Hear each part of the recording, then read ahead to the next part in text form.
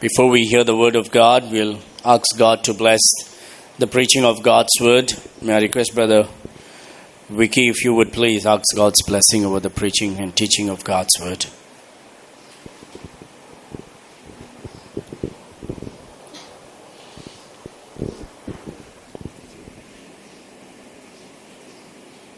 Yes. Hallelujah. Amen. Hallelujah. Baba, tukargan tadi Muslim tamu. Aja desa basu. Tuhan tukargan kami sogli potan ani project time jangan basu tukargan. Yes, Lord Jesus. Hallelujah.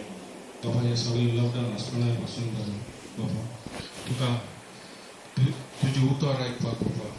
Kami angka kaya father ya basu tukargan. Amen. Yes, Lord Jesus. Baba, boy, ya barabar tu Baba.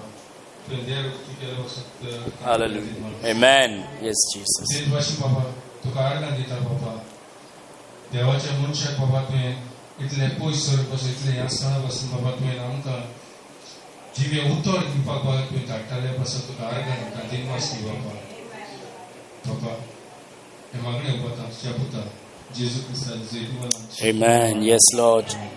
Hallelujah. Thank you, brother. God bless. All right, let's turn our Bible to the book of James as we are studying these days. And I hope it's been a blessing to you as we are studying this book. And last Sunday, if you remember, what did we study about? Wisdom. What is wisdom and how to get the wisdom? Okay. A lot of people online also heard that message, and I didn't know that it would be such a blessing to people, but God is using that message about wisdom to bless many people. There is one lady from Dubai, a dear sister from Dubai. She wrote to me and she said, "Pastor, I heard this message 3 times to digest it. It was a great blessing." And this morning I heard from a brother from Bangalore writing to me and telling how this message was so different and it was a great blessing to him. And we are thankful to the Lord how He is using His word around India and even outside. Amen? Amen. And there's another lady from Kuwait who wrote to me how it was a blessing to her. So we are thankful that and humbled by how God is using that message. If you have not heard that message, I would encourage you to listen to the message of last Sunday on what is wisdom and how to get it. And it will be a great blessing, I believe. Today we will move forward and we are going to study. When a man and a woman has wisdom, it will always bring rewards in our life. Amen?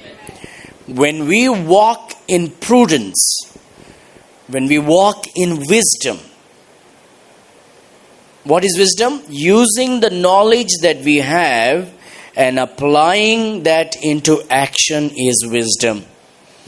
And when we walk in such a manner, there will be rewards on earth and there will be rewards in heaven.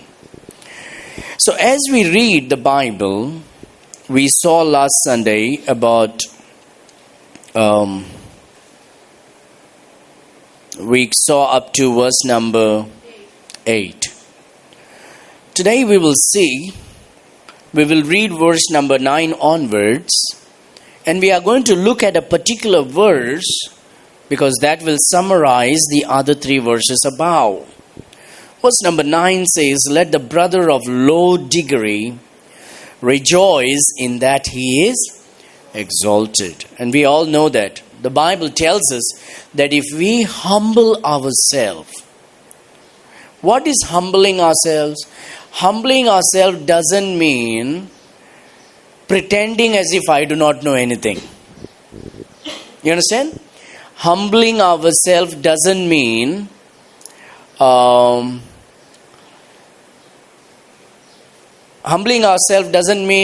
thinking that you are nobody. Humbling ourselves means when God has given us a responsibility, that we are willing to do it for the glory of God. You understand? I remember some people, they think humbling simply means putting a lot of coconut oil on their head, okay, and walking in this manner and just pretending like, I'm very... Humbling yourself doesn't mean acting like poor. Humbling yourselves means giving God the glory more than you. See, me taking glory is pride. But if I give God the glory for all that I'm able to accomplish through His strength, that is called humility. I decrease myself and I increase Christ in my life. Amen? That is humility. Humility is understanding that it is all because of Him is what I am today. That is humility. Okay? Humility is not avoiding responsibility. Humility is not running away from responsibility. Humility is using the God-given responsibility to glorify His name. Understand? So when I humble myself and say, yes, Lord, that is humility. Okay? When I humble myself and say, yes, Lord, that is humility. When I humble myself and allow God to use me like as He wants, then what He does? He will exalt you and me. Because we are coming under the mighty arms of God. Amen? When we come under the mighty arms of God, then God can exalt us. If we go above God, God cannot exalt anybody. Right? If we go above God, then God cannot even... There's no height after that. The only way for God to do is pull you down. And that's what happened to Lucifer. What was the sin of Lucifer? Pride. There are some guys in Goa right now teaching there is no Satan, there is no devil, it is only thought of mind. And these are pastors. Be careful. Okay? Satan is a person and he has a name. Satan is a person and he has a name. And his name is Lucifer. Isaiah chapter 14. And that name Lucifer you will find only in the King James Bible. No other Bible will tell you the name of Satan because Satan doesn't want you to know his name. You know Dawood Ibrahim? Everybody knows Dawood Ibrahim? Dawood Ibrahim had many passports. When he travels around, somehow he travels around the world with different names. He doesn't want to be known as Dawood Ibrahim. Because the moment they will find it's Dawood Ibrahim, what will happen? They will arrest him. So what he does, he makes different names. Suleiman, he calls himself as Ibrahim. With the different names, he travels to different countries. He doesn't want the authorities to know the name. And in the same manner, Satan doesn't want God's people to know his name. Because the moment you come to know his name, you are aware of him, you are aware of his tactics, and you know how to fight him. Amen? The only names of Satan that is found is only in the King James Bible. Because that is God's word. Alright? All other versions, if you read, his name is not found. They hide his name. There is a big drama behind it. We'll not go into it. If you have questions, we'll talk about it. But maybe sometime later we'll talk on that subject too. It's a deep subject. But Lucifer, his biggest sin was pride. And what he wanted? He wanted to be above God. And what God did? Kicked him down. Amen? But when we will humble ourselves, which we come under the mighty arms of God, what God will do? Then God will lift us up. Amen. He who humbles himself shall be exalted, and he who is proud, God knoweth him from far off. God says, stay away from me. But if you're humbling yourself, if you come to me, trusting in me. You know what humility is? Humility simply means trusting in God. Everybody say, humility simply means trusting in God. Humility doesn't mean thinking low of yourself. You are not low. You are a child of God. You know, that is pretend. I'm humble. This is pretending. Humility is not thinking low about you. Humility is recognizing who you are and knowing that you are nothing without Christ. Amen. I can do all things through Christ, which strengthens me. So we are the child of God today. When I understand that I'm the child, that is humility. I understand my position in Christ, that I am today something, it's only because of Him. So humility simply means trusting in God, that through Christ everything is possible. Giving God the glory is humility. Coming under the mighty arms of God is humility. Amen. And you know what God says? Let the brother of low degree rejoice that he is exalted. When you come low under God, it's time to rejoice, because when you humble yourself, when you lower yourself before God, God will exalt you. Amen. And the Bible says, but the rich in that he is made low, but because as the flower of the grass he shall pass away. Now, being rich is not sin. God makes many people rich because God gives riches so we can use it for the glory of God. Okay? Riches is not sin. But pride that comes along with riches is a problem. Okay? But the rich in that he is made low, because as the flower of the grass he shall pass away. For the sun is no sooner risen with a burning heat, but it withereth the grass, and the flower thereof falleth, and the grass of the fashion of it perisheth. So also shall the rich man fade away in his ways. A rich man can be humble, and a rich man can be proud. You understand? If you're proud, you fade away. But if you're humble, if a rich man is humble, God will exalt him. Amen? So when God gives us riches, it's time to be more humble before God. Amen? It's time to be more humble before God. The more humble you will be, the more He will exalt you and me. Hallelujah. All right. So now what we are doing is we are moving into our message in verse number 12. And we will stick in this verse today as we study. Verse number 12 says, blessed. Now, what does blessed simply means? Happy. Happy, happy. Amen? Amen. So when we talk about God bless you, or I want to be blessed, what does that mean? Sometimes we think, I want to be blessed, I want this, all these riches and all this thing. No. I want to be blessed simply means I want to be happy in life. I want to be happy. What is more riches than to be happy? Right? If I'm happy, then I'm rich. If you are happy, then you are rich. Amen? Amen.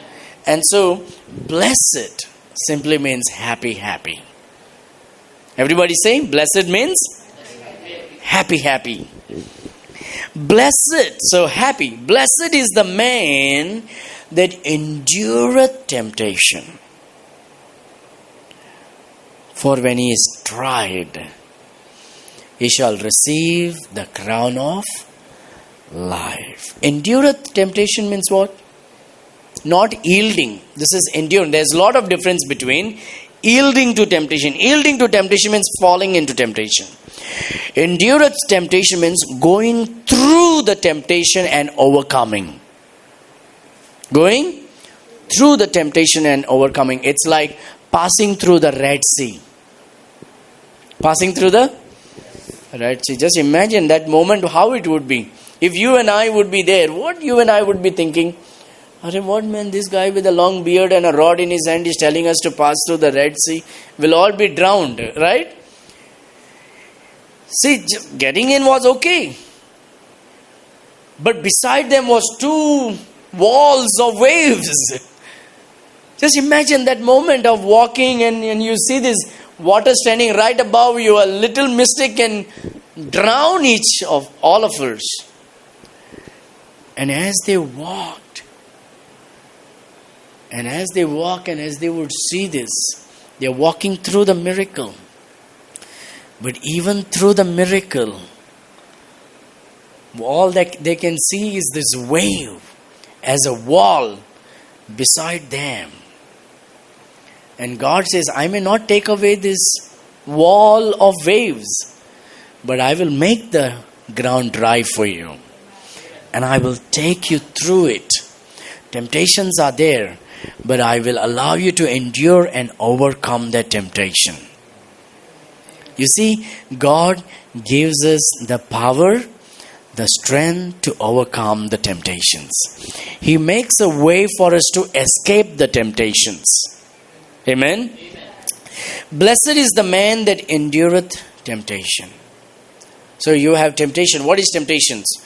Temptation is not always that comes to put us into sin. Remember that. Temptation also means problems and trials of life. Problems and trials of life. So temptation simply means your cross. Temptation means your cross. Jesus did not say, if you wish to be my disciple, follow me if you wish to be my disciple, and you will get your cars and your bungalows and properties, and you will have mansions, and you will have no sickness at all. Your bank balance will increase. Your pigs will not die. God never promised that. That is modern day preaching.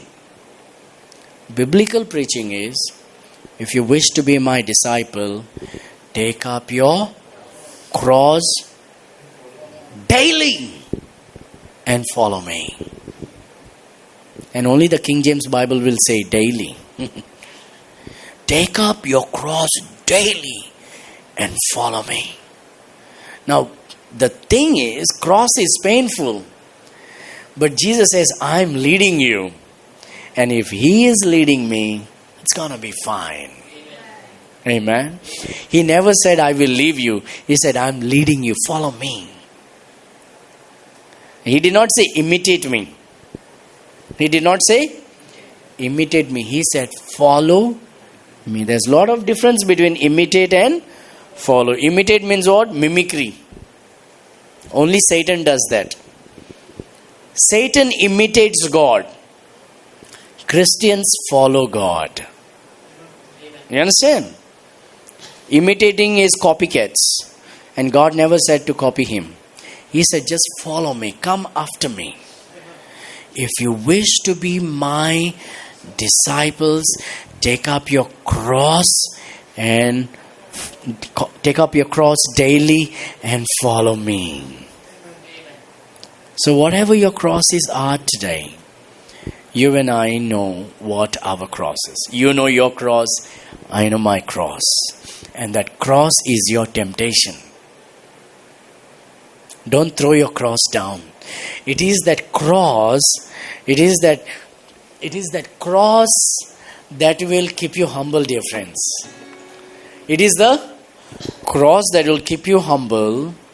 It is the cross that will keep you dependent upon Christ. Every time you feel heavy, you call upon Him. Right? If there is no pain, there is no gain.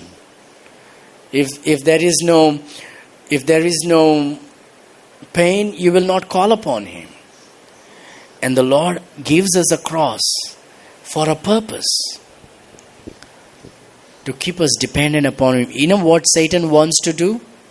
Satan wants to teach you that you can live an independent life from God. What Satan wants to teach you? That you can live an independent life from God. And today that's what? I am this, I am that, I am great, I am so much. That is the teachings today. Right? I am nothing without Christ. I'm nothing without Christ. You know, Moses thought he was somebody. Moses thought he is somebody. And you know what God did? God had to teach Moses, and God had to make Moses humble. So what God did? God sent Moses to the wilderness to take care of the sheep for 40 years. He thought he was somebody. When he went to the wilderness for 40 years to take care of the sheep, he realized that he is nobody. Right? And when he realized he is nobody, then God made him to go back to Egypt to become a leader of the people of Israel. And that time he understood that he is only something because of him. Amen. First he thought he is somebody, then he understood he is nobody. And finally he had to realize that he is only something. It's all because of him. Because of Jesus Christ. Because of God. Amen. So temptations are good. Trials and troubles are good in life because it keeps us humble. It keeps us on our knees before God. It keeps us dependent upon God. You understand?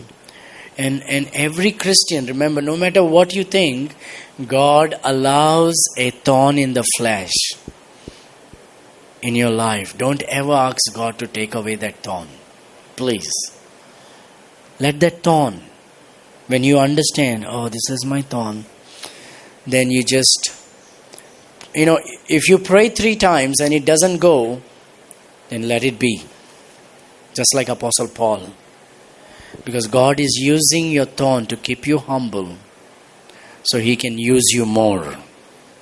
And Paul says, and in my infirmities most gladly will I rejoice. For when I am weak, then am I strong. My dear friends, you will never understand and taste the comfort of the Holy Spirit if you don't ever come across sorrow in life. Right? If you don't have sorrow, how will you know that how will you understand the comfort of the Holy Spirit? If you never become sick, how will you know that God is the healer? If you never have any lackness, how will you know that God is the provider? Amen? And so, temptations, trials and troubles comes in our life. And God says, when trials and troubles comes in our life, I will give you the strength to go through it. Okay? I'll give you the strength to go through it and overcome. Bible says, blessed is the man that endureth temptation, for when he is tried. Which means, when you go through it and overcome, for when he is tried, he shall receive the crown of life. Now, you will not receive a crown of life if you don't endure the temptation. So, temptation will always come with a reward. Temptation will always come with a reward. There is a reward. If there is a temptation, there is reward also. But if you choose to run away from the temptation, the trials and troubles of life, and not face it and go through it by the power of the Holy Ghost, then you will lose the rewards. Okay?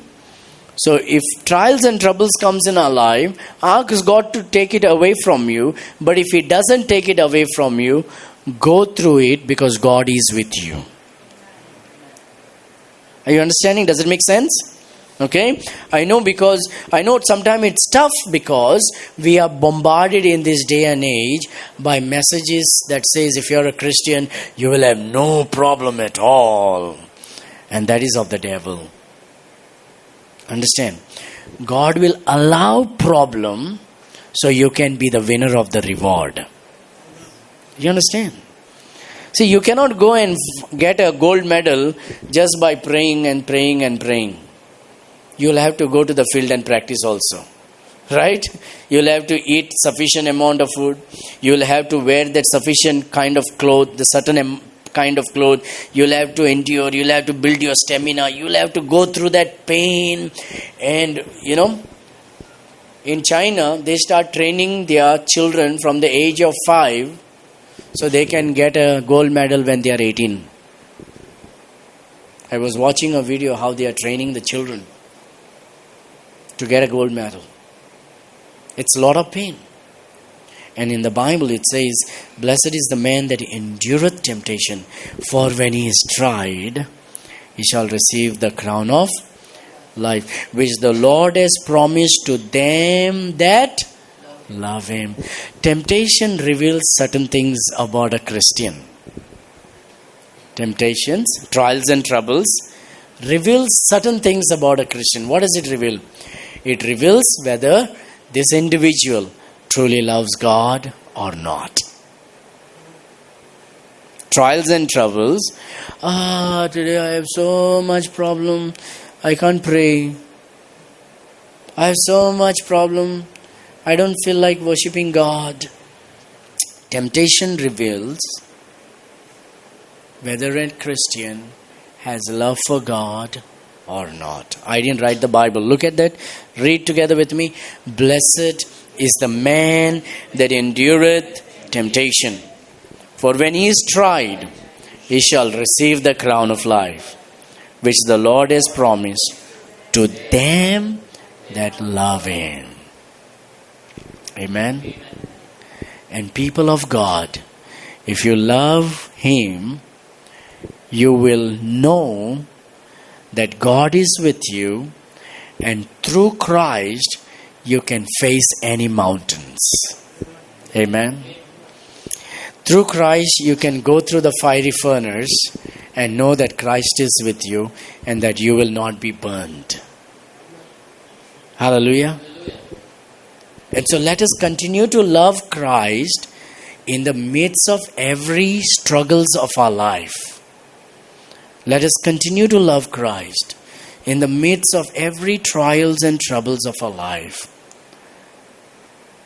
Trials and troubles will come to test our love for him. You understand? Because if everything is good, if everything is okay, we may just praise him. But when the test comes, the reality comes out. Whether we truly are we praising him only with our lips or even with our heart also. Because in by Isaiah, God says what?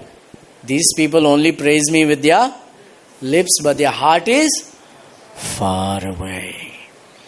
So trials and troubles shows where the heart is connected with the mouth also. Amen. Now here it is. This is a beautiful thing. God says, if you overcome and endure the temptations, I will give you a crown of life. Amen. A crown of life. My dear friends, there are 5 rewards in the Bible that we read. 5 crowns. John tells us that we need to work to receive all the rewards.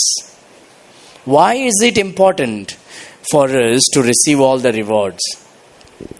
When you stand before the judgment seat, when you stand before Christ, and when you stand there and kneel before Christ to worship him, you as a child of God should have something to give to the King of Kings.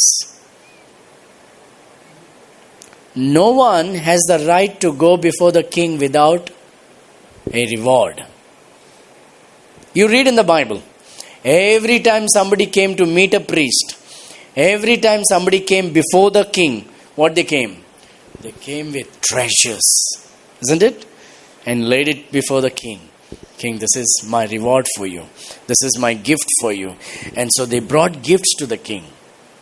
They brought gifts to the priest. Jesus is the high priest. He is the King of Kings. So remember one thing. While you are on earth, we are working for rewards.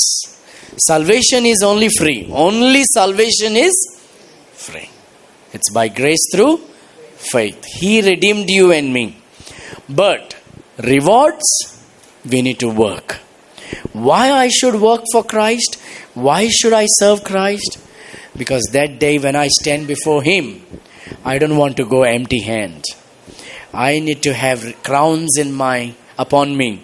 So when I bow before Him, I take my crowns and lay it at His feet and say, Lord, I'm not worthy. Thou art worthy, O Lord. Thou art worthy to receive all glory and honor and praise. For Thou hast created all things for Thy glory and for Thy pleasures. Amen. You and I should strive to receive all those crowns. Why? So I can give God as a gift when I stand before Him in heaven. Hallelujah. So the first thing is, you receive a crown of life if you endure temptations. These are trials and troubles of life. Okay? You overcome by the power of the Holy Spirit. You endure it. You say, Lord, I'm willing to do this. Okay? Secondly, come to 1 Corinthians. 1 Corinthians chapter 9. Okay, I will speed up. 1 Corinthians chapter 9. Look at verse number 25. Look at verse number 25.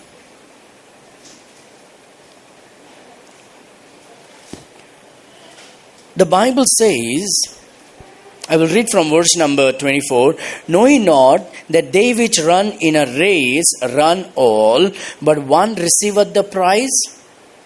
So run that ye may obtain.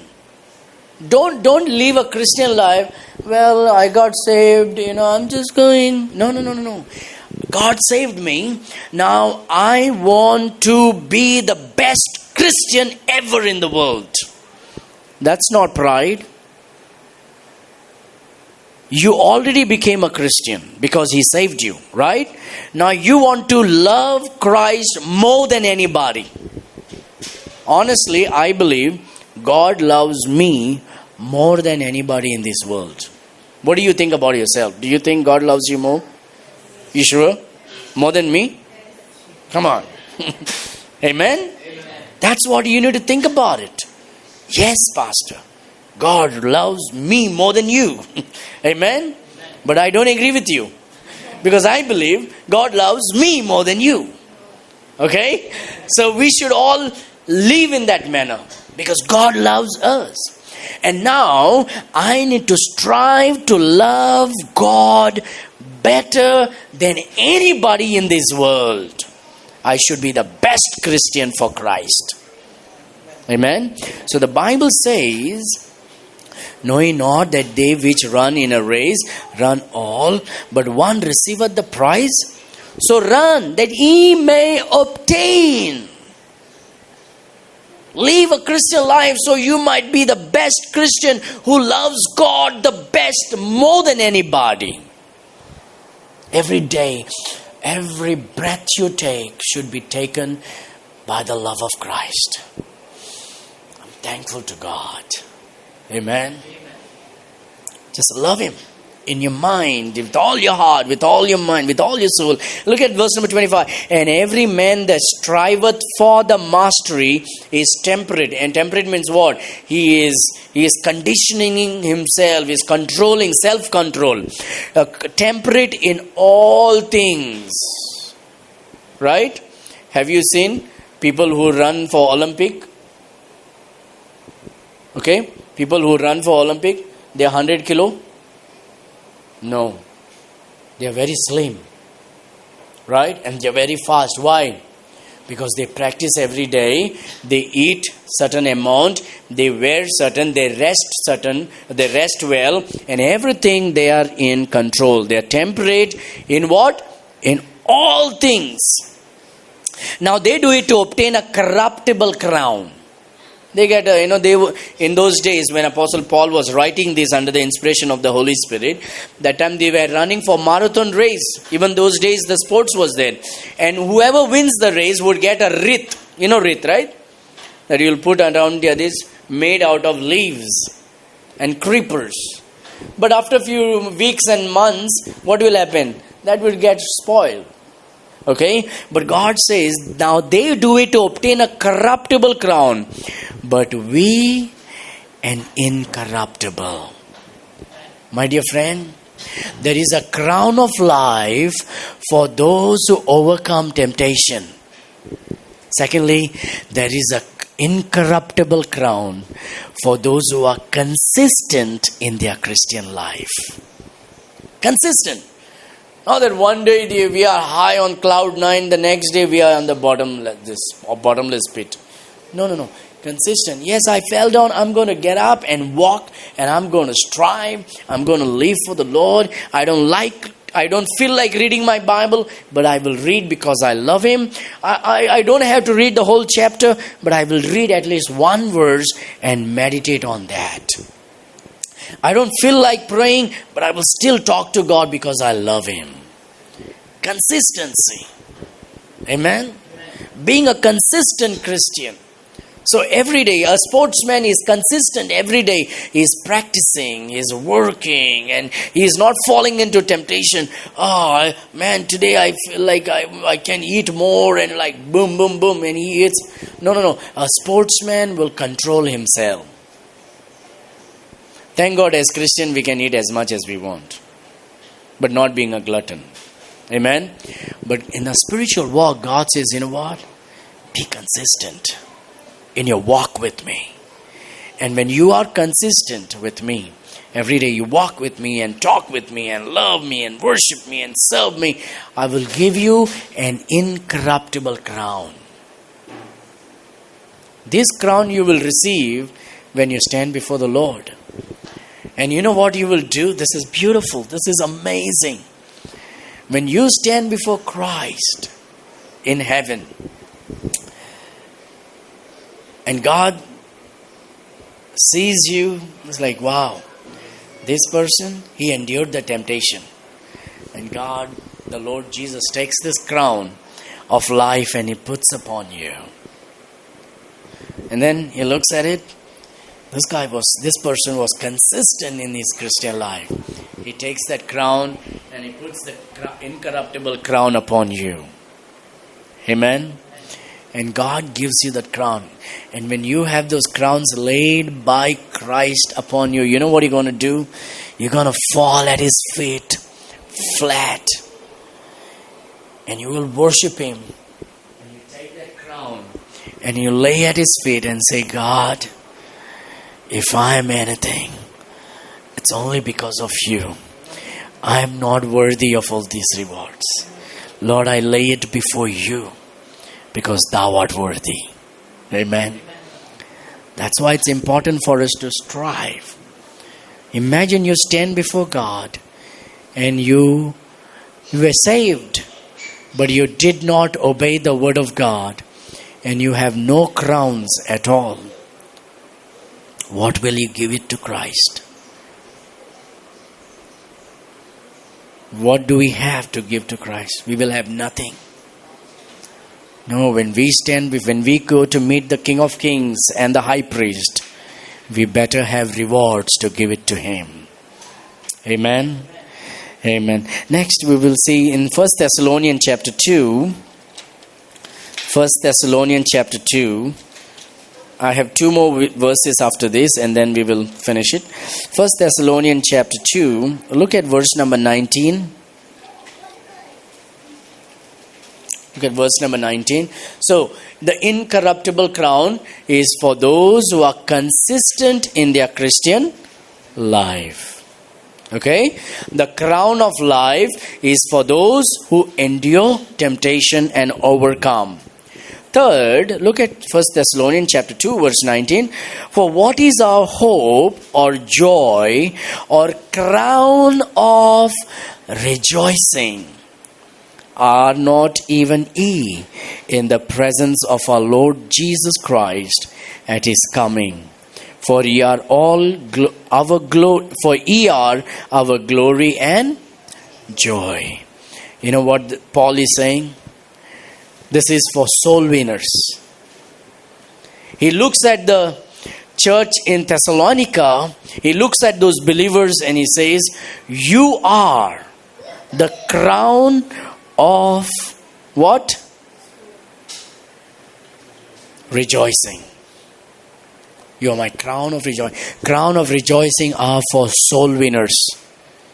And that's why we need to win souls. Paul wants so many. He says, what is our hope or joy or crown of rejoicing? Are not even ye in the presence of our Lord Jesus Christ?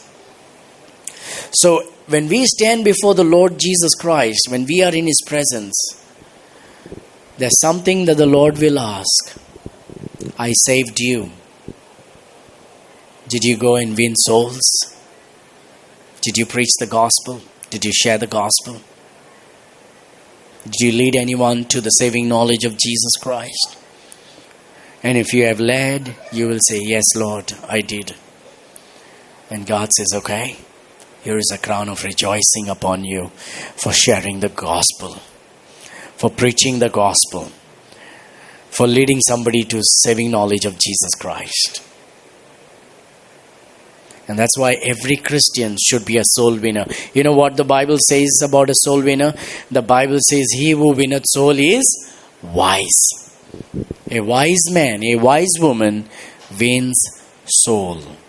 Will lead people to the saving knowledge of Jesus Christ. So, a crown of rejoicing is for soul winners. Two more and we finish. 2 Timothy chapter 4 verse number 8. 2 Timothy chapter 4 verse number 8. Is it encouraging? Yes. Good. 2 Timothy chapter 4 verse number 8. Paul is old here. He is dying. Okay. He is very old and he knows he's going to die soon. They're going to kill him. He's prepared to die for the Lord Jesus Christ. Okay. So he writes in verse number 8. Henceforth, there is laid up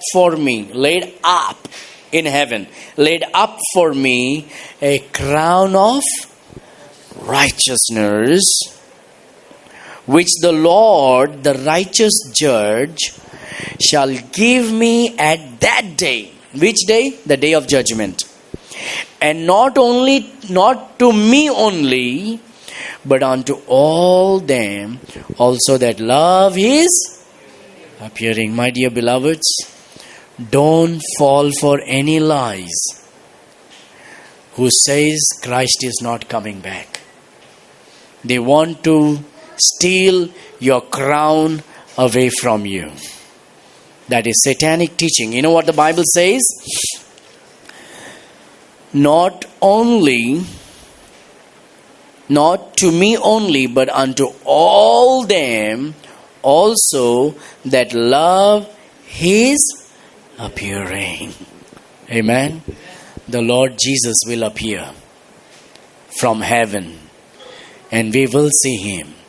And the Bible says when we shall see him, we shall be like him. How many of you like to look like yourself when you go to heaven? At least not me. I know I'm handsome, but I don't want to look like me. You know why? Because the Bible says we shall look like Jesus Christ. You know, while driving, I was thinking, we will all look like twins. We will all look like Jesus Christ. The Bible says, when he shall appear, we shall be like him. Now, we will all have unique identifications, but we shall be like Jesus. Beautiful. Amen. With no blemish, with no wrinkles, with nothing, with no spot. We will be spotless. We shall be like Jesus. We won't be God, but we shall be like Him. Amen. Why? Because He is the image of God. So He is in, we are in Him. Because now when God sees us, He doesn't see me. He sees the Son. Because I'm covered right now. The Bible says, therefore, if any man be in Christ. If I'm in Christ, who is outside me? Jesus Christ. So the Father sees the Son on me. So when we shall be in heaven, we shall be like Him. Amen. Now what the Bible says is, if you are going to get excited about rapture, if you're going to get excited about the appearance of Christ, He said, I will give you the crown of righteousness. Amen. The crown of righteousness is for those who love His appearing. Isn't it amazing? So I need to love it. I need to love the subject of Christ coming back. The Lord returning should be a subject of excitement for Christian. The Lord coming in the mid of the air should be a subject of joy for Christian. For those who are looking forward for the Lord's coming shall receive the crown of righteousness. So, how many crowns we will have? The crown of joy, the crown of life, the incorruptible crown, the crown of joy, the crown of righteousness, and the last one is in 1 Peter chapter 5. Last one is 1 Peter chapter 5. Don't let anyone steal your crown. It might sound like, it's like a fairy tale. No. Look at 1 Peter chapter 5, verse number 4. Verse number 4.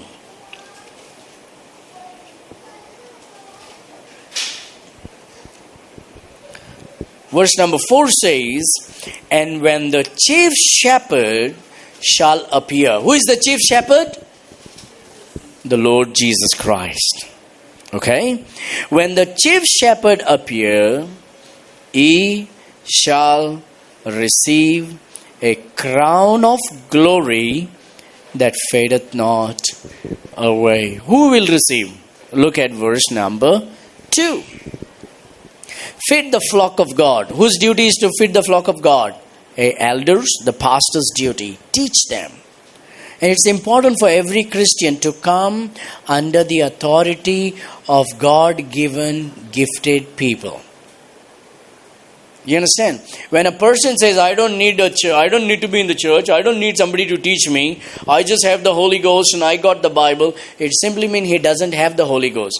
Because if he or she has the Holy Ghost, he and she will come under obedience to the Word of God. Because the way of maturity in Christian life is through Ephesians chapter 4 verse 11. God gives this gift. Why? For the maturity of the saints. Apostles, prophets, pastors, teachers and evangelists. For what? For the edification of the saints, to make us all into maturity. Understand? Now, this is for the pastors. Now, when we speak about pastors, everyone who has somebody under them. It is also for husbands. It is also for wives. Look, feed the flock of God, which is among you. Every husband is a pastor in the house. Every husband ought to be the pastor in the house. Ministering, feeding the word of God to his family. Now, particularly this is for the pastors, okay? Feed the flock of God which is among you, taking the oversight thereof, not by constraint, but willingly, not for filthy lucre, but of ready mind. So, the Bible says, don't do it because you have to do it. They are forcing me, I need to teach. No. Do it willingly. Do it out of love. And then it says, not for filthy lucre. What is filthy lucre means? Greediness of money. I'll do this for money's sake. Not for that. Do it sacrificially. Neither as being lords over God's heritage, but being ensamples to the flock. So the Bible says, and when the chief shepherd shall appear, he shall receive a crown of glory that fadeth not away. Amen? How wonderful it is. Crown of glory. Now here it is. Crown of glory is for a faithful pastor who feeds the word of God. How do we feed? By teaching and preaching God's word. It is very important. Can a lamb or a sheep ever say, I don't need a shepherd. I have a book. I will sit and read in my fold. No. A shepherd is very much important for a sheep, right? Because the shepherd will lead. And the shepherd will lead in the path of righteousness. The shepherd will take where there is a grass and water for refreshment of the soul. And it's important. A shepherd's duty is to teach the word of God, not to entertain. There's a lot of entertainment in churches today. Who entertains? Clowns entertains. But the pastors, they feed the church of God. Feeding the word of God, teaching and preaching the word of God. So, a crown of glory for faithful pastors. Crown of life is for those who overcome temptations. Incorruptible crown for those who are consistent in their Christian life. Crown of righteousness for those who win souls. Then what is another one? Crown of joy. No, crown of joy for those who win souls. Crown of righteousness is for those who love the appearing of Christ. These are the 5 crowns. My dear friends, it is very important. Don't ever take your life for granted. Only salvation is free. Now, why? Now, Bible says, for by grace are ye saved through faith. And not of yourselves, it is the gift of God, not of works, lest any man should boast. But then the next verse says, we are created unto what? Unto good works. Amen? So after we are saved, we should do good works, live for the Lord, and get these rewards. For when we stand before Christ, we don't stand empty-handed, but rather we have so much to lay it at the feet of Christ and say, Lord, here it is. I love you so much. And I lay it at your feet. You know, John, you don't have to turn there, but Apostle John reminds us in 2 John verse number 8, look to yourselves that we lose not those things which we have wrought, means which we have worked, but that we receive a full reward. Apostle John is saying, don't lose those crowns, work for it, and receive all the 5 crowns, the full reward. Amen? So, these are the crowns that God has prepared, has kept for you and for me, if we will live a life according to God's word. Amen? And may we not take Christian life for granted, but let us stay faithful. Let us be consistent in our Christian walk. Let us endure the temptation and overcome. Let us love His appearing. Let us win souls. And let us be faithfully teaching and preaching God's word. Mothers, teach your children. Fathers, teach your children. Husband, teach your wife. Be a good pastor in your family.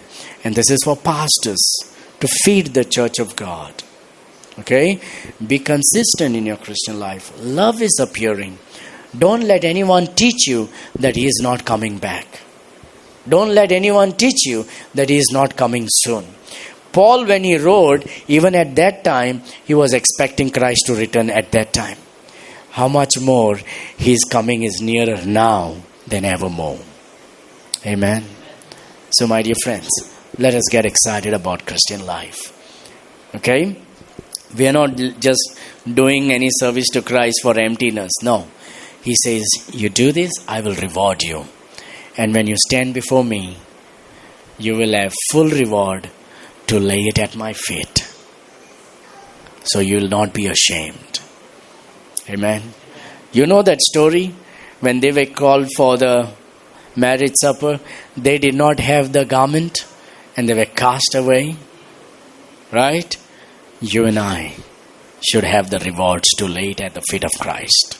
Shall we pray?